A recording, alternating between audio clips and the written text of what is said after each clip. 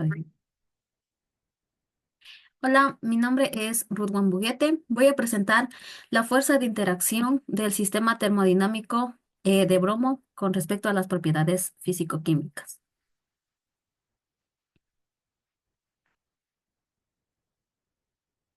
Las fuerzas de interacción. ¿Qué son las fuerzas de interacción? Son fuerzas que interactúan entre partículas que son responsables de la formación del equilibrio y la estructura de un sistema. En este caso del sistema termodinámico de bromo. En el sistema termodinámico de bromo podemos analizar las fuerzas intramoleculares, dentro de la cual se encuentran las fuerzas covalentes y las fuerzas de resonancia. Las fuerzas covalentes son las fuerzas que interactúan dentro de los átomos que forman el sistema y a su vez los mantiene unidos. Las fuerzas de resonancia son fuerzas que son producidas por la dispersión de los electrones en toda la estructura del sistema, es decir, lo que está conformando el sistema. También están las fuerzas intermoleculares, en la cual tenemos las interacciones dipolo-dipolo y las interacciones de dispersión.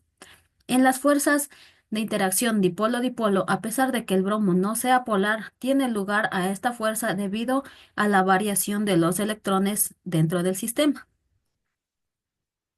La relación entre la fuerza de interacción entre cada par de individualidades en función de la distancia entre ellas. Tenemos las interacciones no covalentes de tipo 1 entre los átomos de bromo. Estas fuerzas se producen en estado gaseoso y líquido entre las dos moléculas de bromo. Los tipos de interacción que tenemos es la fuerza de dispersión, las fuerzas de inducción y las fuerzas de repulsión. Las fuerzas de dispersión son fuerzas débiles que son producidas entre los electrones y los núcleos de los átomos, al igual que las fuerzas de repulsión. En las fuerzas de inducción se producen por la polarización de los átomos, es decir, la distribución desigual de los electrones de un átomo de bromo. Las interacciones no covalentes de tipo 2 entre átomos de bromo. Las fuerzas dipolo-dipolo son las fuerzas que son producidas por la interacción entre los dipolos permanentes de las partículas de bromo.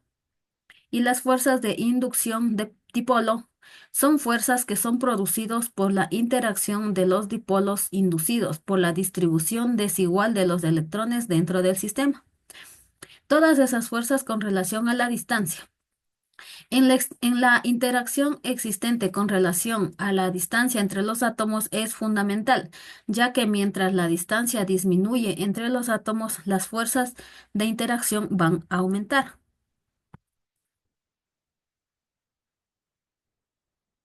La morfología de las individualidades del sistema. Esto depende de las fases en las que se encuentra el sistema, ya que las fuerzas de interacción influyen en la estructura de las partículas. La morfología también determina la intensidad de la interacción de los átomos y la distribución de los átomos perjudica la fuerza de interacción de los mismos. Por ejemplo, la morfología en la fase gaseosa. Las moléculas del bromo se encuentran separadas y tiene una forma esférica. En el caso de la fase líquida, las moléculas de bromo se encuentran más cercanas y tienen una forma elipsoidal, es decir, es redonda achatada, una estructura redonda achatada.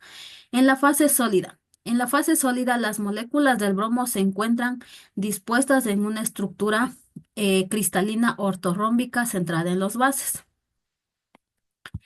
La relación entre las fuerzas y las propiedades físico-químicas. En las fuerzas covalentes tenemos los puntos de fusión y ebullición, ya que al tener este tipo de enlace hace que el sistema tenga puntos muy altos de fusión y ebullición, porque necesita mucha energía para romper este enlace.